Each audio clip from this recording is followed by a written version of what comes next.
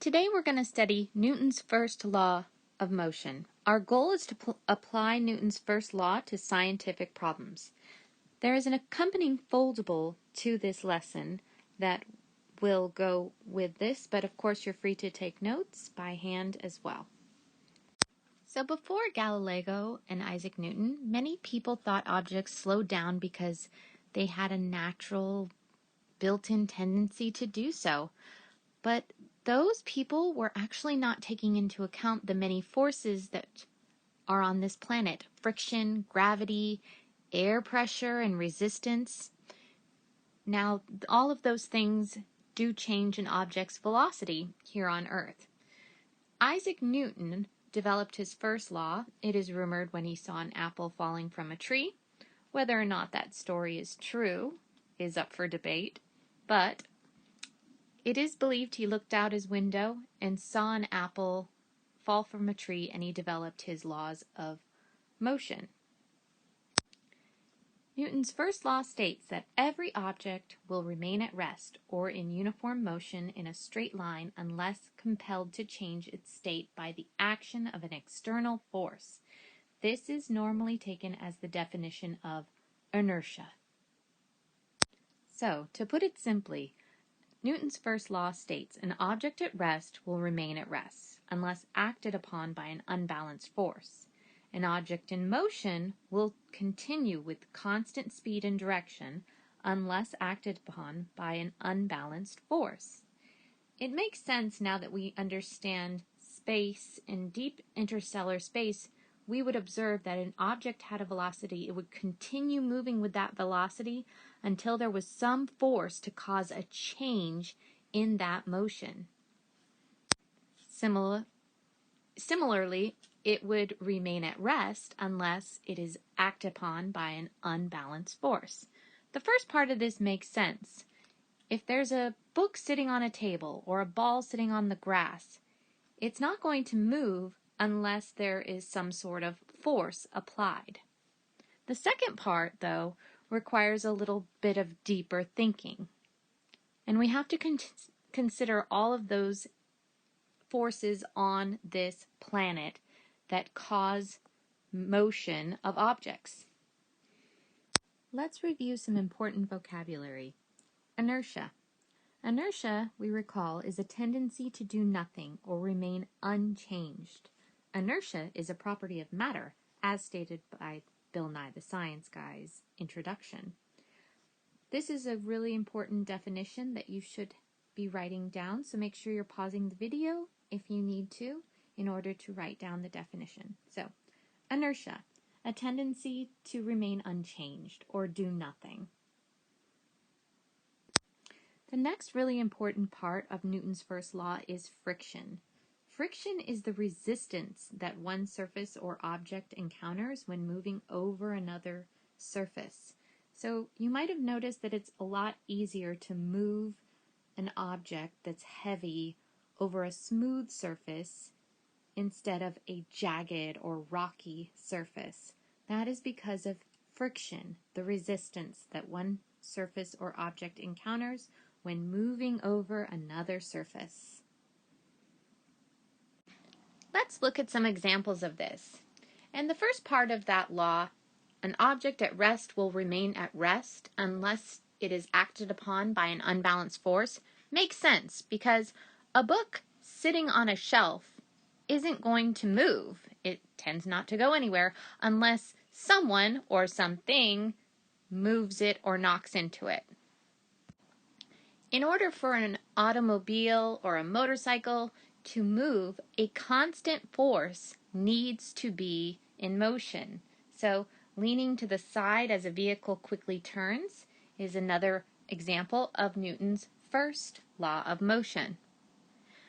Someone going through the windshield of a car, if they're not wearing their seatbelt, after an abrupt stop, would also be another example of Newton's first law. But then we have to think of other factors, such as gravity.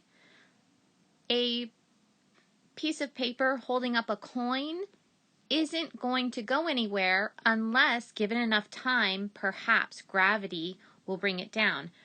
or a force such as a flick of the wrist or flick of the finger to push it out of the way.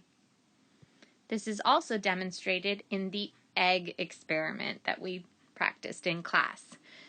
If you create a force, that egg will ideally go downward due to gravity if you knock its support from underneath it. So our planet is an amazing planet, but we are constantly undergoing outside forces, such as wind resistance, such as friction and gravity. But if you take those elements away, then the second part of Newton's first law can make a little bit more sense. An object in motion will stay in motion unless acted upon by an unbalanced force. Now, in this case, if an astronaut loses his or her screwdriver or tool, it will actually keep going unless something hits it or another being pulls it into its gravitational pull. In space, Newton's first law begins to make more sense. So Galileo and Sir Isaac Newton both were able to imagine a surface that was completely free of friction, that resistance. So we've tried to roll things on very smooth surfaces before, but eventually it will stop because there is some friction. But in space, you can actually visualize those forces in motion.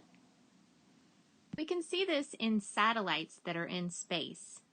They pretty much retain their velocity and are in constant movement. Now, eventually, they actually will often get pulled into a gravitational pull. So it is important to reposition them if we want to keep them where they are.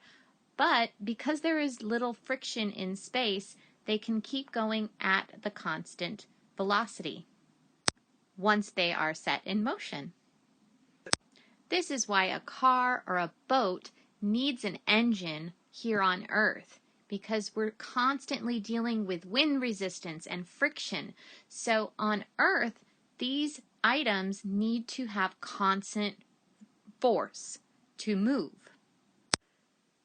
Alternatively, a spaceship can accelerate to a certain velocity and turn its engine off once it's in space and keep going at that velocity because there isn't the same gravitational pull or wind in space that you have to deal with on Earth.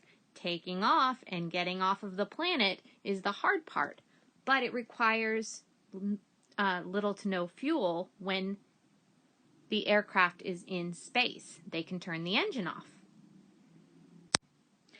So let's go back to your notes. I gave you several examples, come up with 3, and make sure you have the definition of friction and inertia. They are very important to understanding Newton's first law. You can go ahead and pause the video to make sure that your foldable looks similar to mine. Alternatively, you can do this just by taking notes. Fun thing about this foldable is it folds into a pyramid shape. So your definition of inertia should look like mine, a tendency to do nothing or remain unchanged. Inertia is a property of matter. It even says so in the Bill Nye the Science Guy introduction song. You don't have to write that part. I just thought I'd include it. Friction, the resistance that one surface or object encounters when moving over another surface. Following that, I went over more than 3 examples, but you can just list 3 examples. So I picked book sitting on a shelf, someone flying through the windshield of a car when stopping suddenly, and leaning to the side as a vehicle quickly turns. Go ahead and pause and come up with the 3 that you liked the best.